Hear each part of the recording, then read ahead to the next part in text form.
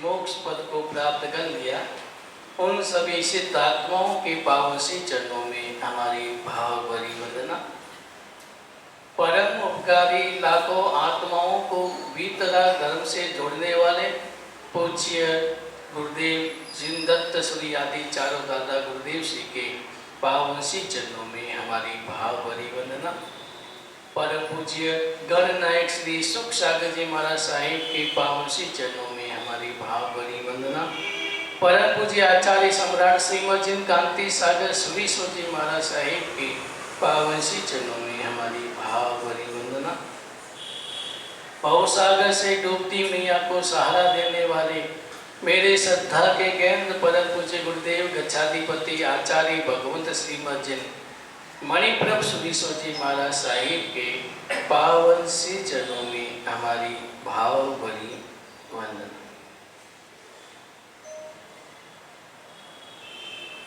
जिन्हें सब परमात्मा ने केवल ज्ञान को प्राप्त करने के पश्चात संसार के समस्त आत्माओं को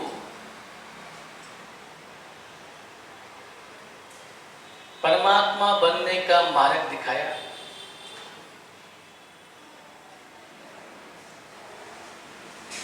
परमात्मा कहते हैं कि तुम्हारी यात्रा निगोर से प्रारंभ हुई और तुमने कितने ही पड़ाव पार करते करते यहाँ तक पहुंचा। ये भी एक पड़ाव है। अभी मंजिल हमारी दूर है, लेकिन अगर मैं पड़ाव में उलझ गया, अटक गया, उसी में मेरी आसक्ति हो गई,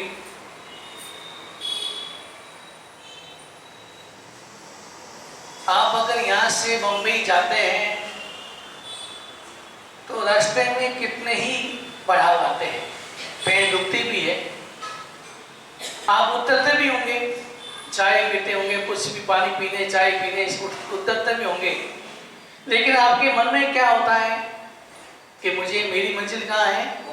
बम्बई है। उतरते भी हैं, लेकिन मन में है कि मुझे बम्बई जाना है, वापस ट्रेन में जल्दी बैठना है, कहीं गाड़ी चुप न जाए, गाड़ी और ना हो जाए, बड़ी सावधानी रखते हैं। वैसे ही यात्रा करते करते यहाँ तक पहुंचे, ये एक पड़ाव आया है। कहीं गाड़ी 5 मिनट रुकती है, 10 मिनट रुकती है, कहीं आधा घंटा भी रुकती है। वैसे ही ये पड़ाव, ये थोड़ा लंबा पड़ाव है। किसी के लिए 50 साल, 60 साल, 70 साल, 80 साल, अलग अलग समय, अलग अलग आयुष्य कर्म के आधार पर अलग अलग लंबा समय मिलता है। लेकिन मन में ये भाव रखना है कि ये भी एक पड़ाव है, मेरी मंजिल नहीं है, मंजिल मेरी दूर है। व्यक्ति सीढ़ी के माध्यम से ऊपर अपनी मंजिल तक या अपने रूम तक पहुंचता है। ये पड़ाव है, पगथियां है। अगर आदमी पगथिये में, पहले पगथिये में भी अटक जाए, उसमें ही आसक्त बन जाए कि नहीं, ये कितना अच्छा पगथिया है, कितना अच्छा मार्बल लगा हुआ है, कितना सुहाना है, अगर उसी में अगर व्यक्ति उलझ जाए तो क्या रूम तक पहुंच पाएगा, मंजिल तक पहुंच पाएगा? तो ये पगथिया है, पड़ाव है। लेकिन हमारे मन में वो भाव नहीं रहे, ऐसे अंतर की जागरूकता नहीं हुई कि ये पड़ाव है, ये मेरी मंजिल नहीं है। मैं इस पड़ाव में क्यों उलझता हूं? मैं इस पड़ाव में क्यों आसक्त बनता हूं? क्यों इतना तेरा मेरा करता हूं? क्योंकि मैं जानता हूं, हर व्यक्ति जानता है कि मुझे यहाँ से तो एक दिन तो जाना है, अगली यात्रा के लिए मुझे यहाँ से प्रस्थान करना है। ट्रेन रुकी है, किसी के लिए 60 वर्ष, किसी के लिए 70 वर्ष, लेकिन आखिर तो यहाँ से मुझे जाना है। तो अगर व्यक्ति जागरूक रहता है कि मुझे यहाँ से जाना है, अगर आप किराए के मकान में रहते हो, जब तक रहते हो तब तक आप उसकी सफाई भी करते हो, ध्यान भी रखते हो। कोई दूसरा व्यक्ति आ न जाए उसका भी सावधानी रखते, दूसरे आदमी को आने नहीं देते हो, पूरा ध्यान रखते हो। लेकिन मन में क्या रहता है, ये मकान मेरा नहीं है, ये किराए का मकान है, कभी भी खाली करना पड़ सकता है। और जब खाली कर देते हैं उसके बाद में आप वापस मुड़ के भी देखते हैं इस मकान में क्या हुआ, कौन रहता है, कैसा लगता है, मेरे रूम का क्या हुआ, कभी देखते हैं। मेरापन कब आता है, जब व्यक्ति के मन में उसके प्रति आसक्ति हो जाए, ये मेरा है, वो मैं व्यक्ति करता है तो मुझे उसकी पूर्व भोग का याद आ जाता है कि मैं करता है तो पूर्व में क्या होगा आप समझते। बकरा ही करता है मैं, बकरी करती है मैं, तो मैं करते हैं व्यक्ति, ये मैं क्यों करता है, इसके मन में यहाँ तो आसक्ति है और या फिर अहंकार है। अहंकार के कारण होता है मैं करता है या फिर आसक्ति के कारण। लेकिन परमात्मा कहते हैं कि तुम अभी तुम्हें अनुकूलता मिली, तेरे को समझ मिली है, तुम्हें बोध मिला है कि ये पड़ाव है, मंजिल नहीं है। तो जब बोध मिला है तो फिर तुम उसमें क्यों अटकते क्यों, उसमें आसक्त क्यों बनती, उसमें इतनी मूर्छा क्यों। कभी आप चिंतन करें कि जब मैं जानता हूं कि ये पड़ाव है, मुझे यहां से जाना है, फिर मैं आसक्त क्यों बनता हूं। जिस प्रकार किराए के मकान में रहते तो आपकी मन के अंतर की आसक्ति नहीं होती है। क्यों नहीं होती, क्योंकि हम जानते हैं कि मेरा नहीं है। वैसे ही समझना है मेरा कुछ नहीं है, मेरा कुछ भी नहीं है यहाँ पर, क्योंकि मैं तो कुछ दिन सालों के लिए आया हूं। जिस प्रकार आप कहीं यात्रा करने जाते हो, पलितना जाते हो और धर्मशाला में रुकते हो, एक दिन 2 दिन मन में क्या रहता है, कोई 2 दिन रहूंगा, 2 दिन का बसेरा, फिर तो मुझे यहाँ से जाना है। हर जगह आपके मन में रहता है मुझे यहाँ से जाना है। चाहे आप ससुराल जाओ तो भी लगेगा 2-4 रुकूंगा, आके तो मुझे यहाँ से जाना है। भले कितनी सुविधा दे, कितनी मिठाई खाए, तो भी व्यक्ति की आसक्त बनता है, वही रहता है क्या कि मैं ही रहूंगा, क्या सुविधा सेवा हो रही है, क्या पकवान आज खाने को मिल रहे हैं, ऐसे भाव आता है कि मैं यहीं रह जाऊँ, क्यों जाऊँ मैं, ऐसा भाव आता है कभी मन में आता है यहाँ से मुझे जाना है। वैसे ही आप संसार में रहो, ऐसे भाव से रहो कि मुझे यहाँ से जाना, ये पड़ाव है, आके तो मुझे यहाँ से जाना है। यहाँ मेरा कुछ भी नहीं, कुछ भी नहीं मेरा, और यहाँ तक शरीर भी मेरा नहीं है, ये भी एक दिन छोड़ना पड़ेगा, इसको भी यहीं पर छोड़ के जाना पड़ेगा। तो जब मैं जानता हूं कि मेरा यहाँ कुछ भी नहीं है, शरीर भी मेरा नहीं है, मेरी मंजिल तो मोक्ष है और अभी मोक्ष दूर है, तो मैं जानते हो तो फिर उसमें आसक्त क्यों बनते हो, फिर मेरापन क्यों आता है। और दुख वही होता है जब मेरापन होता है। कोई मेरी वस्तु कोई ले जाए या मेरा कोई परिवार का सदस्य चला जाए, उसमें दुख होता है। कोई मेरा सदस्य बीमार भी पड़ जाए तो भी दुख होता है कि अरे मेरा भाई चला बीमार है, मेरा वो बीमार है, मेरा वो बीमार है। दुख क्यों होता है, व्यक्ति दुखी क्यों होता है, जहां मेरापन होता है, मेरा है, मेरा तेरा है, जहां वहां दुख होता है। और जिसके मन में ना मेरा ना तेरा, यहाँ नहीं कोई तेरा न मेरा, सब कुछ यही रह जाएगा तेरा, क्यों करता फिर तेरा मेरा। मोती नगर में करना है डेरा, डेरा तो वही करना है, फिर क्यों तेरा मेरा करता, ये मेरा है ये तेरा है। और कभी कभी मैं अखबार पढ़ता हूँ, सुनता हूँ, समाज में सुनता हूँ कि छोटी छोटी जमीन के टुकड़े के लिए भाई भाई लड़ते हैं, आपस में लड़ते हैं, कोर्ट केस हो जाता है, कोर्ट में चले जाते हैं और जमीन मुस्कुराती है, जमीन आपके ऊपर हंसती है कि बच्चों जी मेरे इस जमीन का टुकड़ा मैं वैसा के वैसा ही हूँ, और मेरे कितने ही मालिक बदलते गए, कितने ही मालिक बदल गए, सब ये सोचता मैं इसका मालिक हूँ और जाते गए। आज तक मेरे इस जमीन के टुकड़ा कह रहा है मेरे कितने ही मालिक बने और कितने ही चले गए। आज तुम मालिक बन रहे हो, कल तुम भी चले के छोड़ के चले जाओ।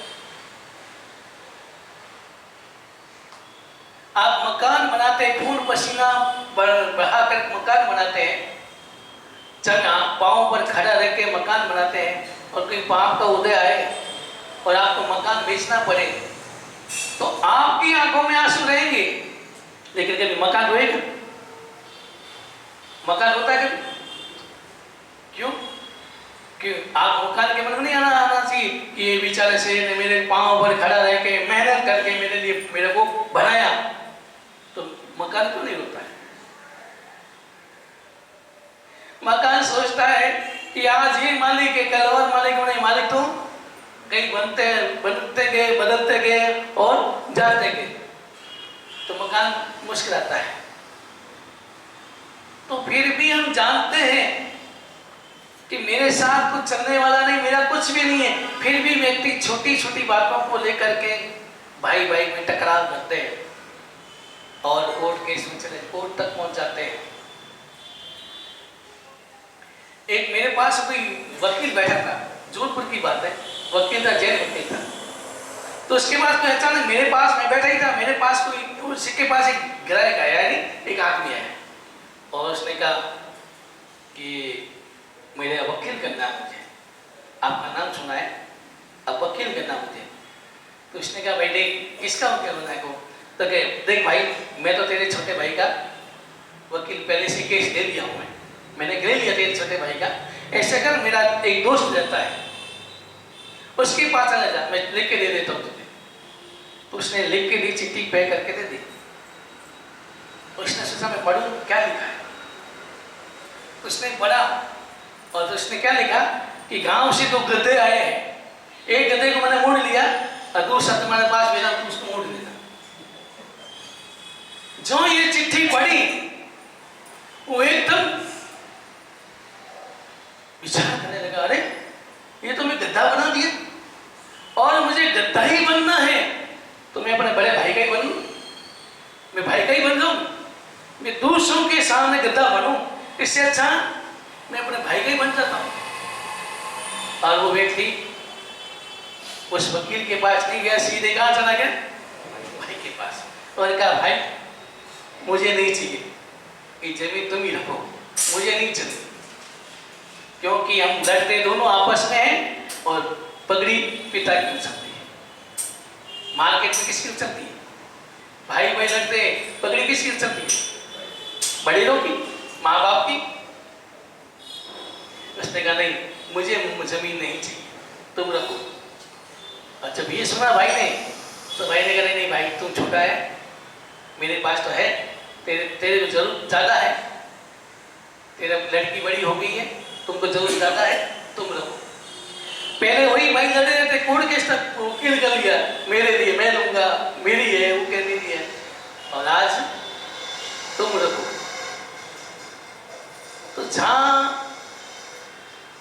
ईगो खत्म हो जाए, झुक जाए आदमी, और ये कहते हैं चलो तुम रखो, क्या फर्क पड़ा, मैं रखूं तो क्या, तुम रखो तो क्या, तुम भी छोड़ के जाओगे मैं भी छोड़ के जाऊंगा, साथ क्या चलेगा?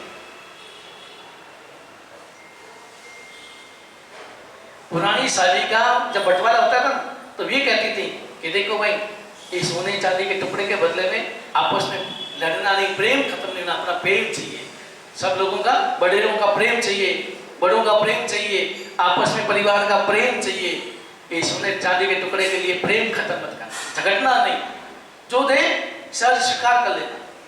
पहली शादी का ऐसी प्रेरणा देती थी, मैंने अपने देखा है गांव में।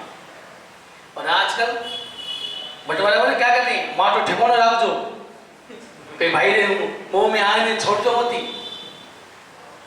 कितना विचारधारा बदल गई। लेकिन ये सोचे आगे ना कि भाई देखो सब जानते हैं, भाई भी रखो तो क्या, मैं रखूंगा वो भी छोड़ के जाएगा, मैं भी छोड़ के जाऊंगा, फिर क्यों मैं इतना तेरा मेरा करता हूं। स्थिति एक जैसी होती है। बीज होते हैं, एक बोरे में रहते हैं और एक खेत में पहुंच जाता है। जो खेत में पहुंचता है वो तो विशाल वृक्ष का रूप धारण कर लेता है, और बोरे में रहता है वो सड़ जाता है, समाप्त हो जाता है। क्योंकि बाहर में तो इसने को अनुकूल भूमि मिली, अनुकूल वायु मिली, धूप मिली, अनुकूल वातावरण मिला, तो वो वृक्ष का रूप धारण कर लिया। और जो अंदर ही रहता है बस उसमें कट जाता है, बाहर आता ही नहीं है, वो क्या हो जाता है, सड़ जाता है। वैसे ही हम अगर बाहर ही नहीं आए, क्योंकि ये भी मनुष्य जन्म एक अनुकूल भूमि है, और अगर हम बाहर ही नहीं आएंगे, परिवार में समाज उसमें उलझ जाएंगे, तेरा मेरे उलझ जाएंगे, तो क्या होगा, जीवन समाप्त हो जाएगा, जीवन पूरा हो जाएगा, जीवन सड़ जाएगा, मिलेगा क्या, क्या मिलेगा। और जिसके जो व्यक्ति बाहर आता है, बाहर यानी आत्मा के क्षेत्र में प्रवेश करता है, और वहां अनुकूलता मिलती है, परमात्मा की वाणी रूपी पानी मिलता है, तपस्या रूपी धूप मिलती है, अनुकूल वातावरण मिलता है, तो क्या हो जाता है, आत्मा के क्षेत्र में आगे बढ़ जाता है और मोक्ष रूपी फसल को प्राप्त कर लेता है। लेकिन जो अंदर ही रहता है, समाज में, परिवार में, शरीर में, उसमें ही उलझा रहता है, बाहर आता ही नहीं है, तो उसको जीवन समाप्त होना ही। इसलिए परमात्मा कहते हैं कि ये पड़ाव है, और पड़ाव को पड़ाव समझो, मंजिल मत समझो। अपना अंतिम स्टेशन मत समझो कि मेरा, आप जैसे बंबई जाना तो आप बंबई तक ही बैठेंगे, इतनी बार उतरेंगे भी, बैठेंगे भी। वैसे ही हम ये कर रहे, कितनी बार पड़ाव आए, ये पार किया, दूसरे पड़ाव में गए, दूसरा पड़ाव किया, तीसरे पड़ाव में गए, पड़ाव पार करते करते आए, अनादिकाल से ही करते आए, अलग अलग पड़ाव में गए, कहीं 60 साल रहेंगे, 30 साल रहेंगे, छोटा आयुष्य, कहीं बड़ा आयुष्य, कभी कौन सा शरीर, कभी कौन सा शरीर धारण करते हैं, पड़ाव पार करते हैं। तो इस जीवन को प्राप्त करने के बाद चिंतन करना है, और ये चिंतन करना है, ये पड़ाव है, मंजिल मिली नहीं, मुझे यहां से एक दिन तो जाना है, अगली यात्रा के लिए मुझे यहां से जाना है। जब तक मेरी मंजिल नहीं मिलेगी तब तक कितने ही पड़ाव आएंगे और मुझे पार भी करने पड़ेगा। अगर ये चिंतन अगर हमारे आत्मा में, भीतर में जग जाए, तो व्यक्ति आसक्ति नहीं रखेगा, संसार रहेगा, कर्तव्यों का पालन भी करेगा, लेकिन भीतर में सहज रहेगा, आसक्ति नहीं, समझ आ जाएगी कि ठीक है, संसार में आया हूं, पड़ाव है, थोड़ा रुकूंगा, 60-70 साल रुकूंगा, आगे तो जाना है, तो सहजता से जीवन जिएगा, आसक्त नहीं बनेगा, आसक्ति के भाव नहीं आएंगे, मूर्छा के भाव नहीं आएंगे। रहेंगे संसार में, लेकिन संसार से ऊपर रहो, संसार में, मैंने पहले भी कहा, रहो संसार में, लेकिन जियो भीतर, रहो संसार में, लेकिन जियो तो भीतर। अगर ये चिंतन आ जाए तो व्यक्ति का जीवन बदल जाए। और दुखी व्यक्ति तभी होता है जहां ममत्व होता है, ममत्व मेरा। आपने एक उदाहरण सुना, मैंने शायद पहले सुनाया होगा, एक व्यक्ति था जिसका बिजनेस था बिल्डिंगें बनाना और टावर बनाना, बड़े बड़े बिल्डिंगें बनाना और बेचना, उसका ही काम था। और एक आलीशान बंगला बनाया था, आलीशान बंगला बनाया, फर्नीचर सब कुछ तैयार किया और सोचा कि बाजार में अभी 5 करोड़ कीमत आ रही है, थोड़ा और 5.5 हो जाए तो ठीक रहेगा, बाद में बेचूंगा, 5.5 में बेचूंगा। तो गए, आ रहे 5 तक आ गए, 5.15 तक आ गए, लेकिन 5.5 आने वाले थे। 5.5 का इंतजार कर रहा था और अचानक एक दिन वो खाना खा रहा था और खाना खा रहा था, अचानक टेलीफोन मोबाइल बजा, घंटी बजी। उसने उठाया और उसने कहा समाचार सुने। वो एकदम उठा, थाली छोड़ी और भागने लगा। समाचार आए कि तुम्हारा जो बंगला नया बना हुआ है उसमें आग लगी। और जो ही सुना आग लगी, अब आग लगी, समाचार सुनते क्या खाना खाएगा वो, भोजन करेगा? उठा, भागा, देखा तो आग जोरदार लगी, लपटें, बड़ी लपटें उठ रही है। तो वो व्यक्ति रो रहा है, हाय मेरा मकान जल रहा है, हाय मेरा बंगला जल रहा है, रो रहा है, जोर जोर से रो रहा है, क्यों कितना बड़ा नुकसान हो रहा है। आप क्या करेंगे उसमें? आप क्या करेंगे? उसको सांत्वना देंगे? सांत्वना ही देंगे कि भैया ठीक है, देखो यार होता है, हो गया, कोई बात नहीं, नया काम करना और आगे जिंदगी और कमा लेंगे। अपन उसको सांत्वना ही दे सकते हैं, और क्या करेंगे? और कुछ नहीं कर सकते। सांत्वना दे रहा है, रो रहा है, जोर से रो रहा है। और इतने में उसका लड़का आया और लड़का के कहा, पिताजी आप क्यों रो रहे हो? पिताजी ने सोचा कि इसका लगता है दिमाग खराब हो गया है, पागल हो गया ये, मुझे पूछ रहा है क्यों रो रहा है, और तुम क्यों नहीं रो रहा है? मकान तो तेरा भी तो है, बंगला तुम भी तो साथ हो, तुम क्यों नहीं रो रहा है? मुझे पूछ रहा है। लेकिन उसने कहा, पिताजी रोने की जरूरत नहीं। पिताजी क्यों, बंगला जल रहा है, क्यों नहीं रोई? उसने कहा, पिताजी कल इस बंगले को मैंने बेच दिया, 5,40,000 में बेच दिया।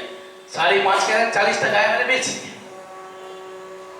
जो ये सुना, बेच दिया, क्या बेच दिया?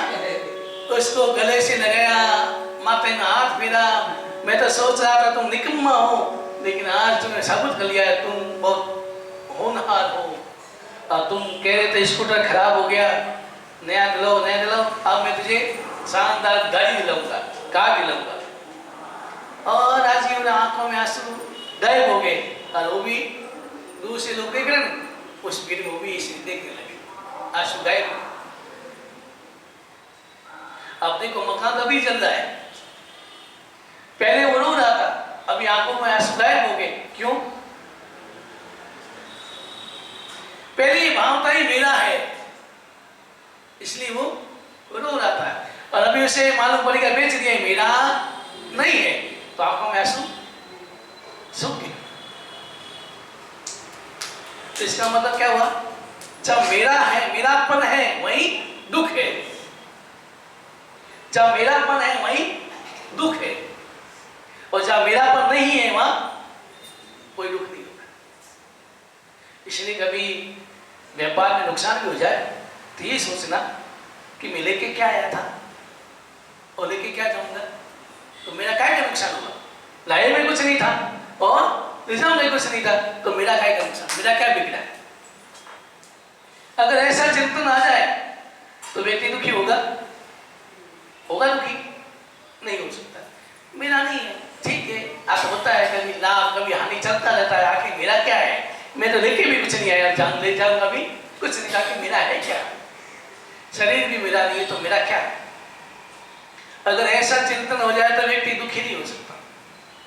लेकिन जहां आसक्ति हो जाए, मेरापन आ जाए, ये मेरा है, ये परिवार मेरा है, ये मेरा वो है, ये मेरा मकान है, ये मेरी दुकान है, मेरा मेरा मेरा मेरा मैं, वो जो करता है वही ज्यादा दुखी होता है। पाने पे खुश होता है और जाने पर दुखी होता है। लेकिन जो सहजता आ जाती है, वितरा परमात्मा के अन्वय में हमेशा कभी दुखी नहीं हो सकता। वीतराग परमात्मा का सच्चा नहीं होगा, कैसी भी स्थिति आएगी, परिस्थिति आएगी, लेकिन वो दुखी नहीं होता, क्योंकि उनका चिंतन बदल जाता है। वो सोचता है क्या ये पड़ाव है, 60-70 साल का पड़ाव है, ठहर के समय निकालना है, अच्छा करे आत्मा के लिए ज़रा मैं जीऊँ ताकि मेरा आगे का पड़ाव अच्छा मिले मुझे, ये तो ठीक है मेरा छोड़ नहीं जाना है। तो ऐसी भावना से नुकसान होगा, लाभ होगा, ना लाभ में व्यक्ति खुश होगा, ना नुकसान में दुखी होगा। कई ऐसे उदाहरण आते हैं। मानवगढ़ के सेठ ने बड़ा काम था और एक बार व्यक्ति दौड़ा आया और कहा सेठ जी गजब हो गया, अपने 50 जहाज आ रहे थे डूब गए, बड़ा नुकसान हो गया। सेठ जी मुस्कुराए, ठीक है, मुस्कुराते क्या ठीक है, कोई बात।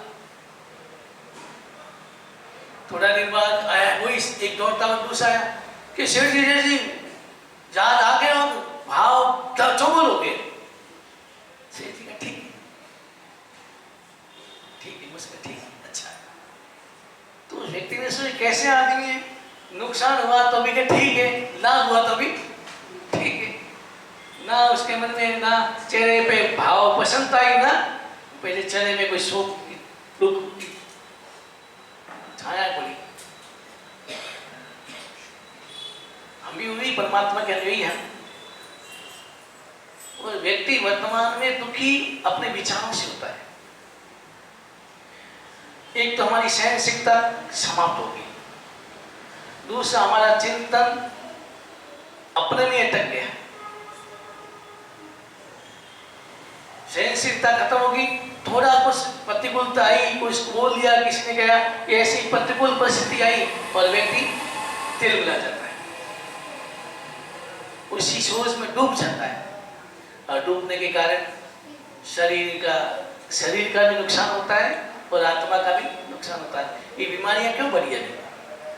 पहले भी मैं तो कुछ गृहस्थी में था तो समझ नहीं था ब्लड प्रेशर क्या होता है, शुगर क्या होता है, क्या हार्ट होता है, कभी सुना ही भी नहीं था।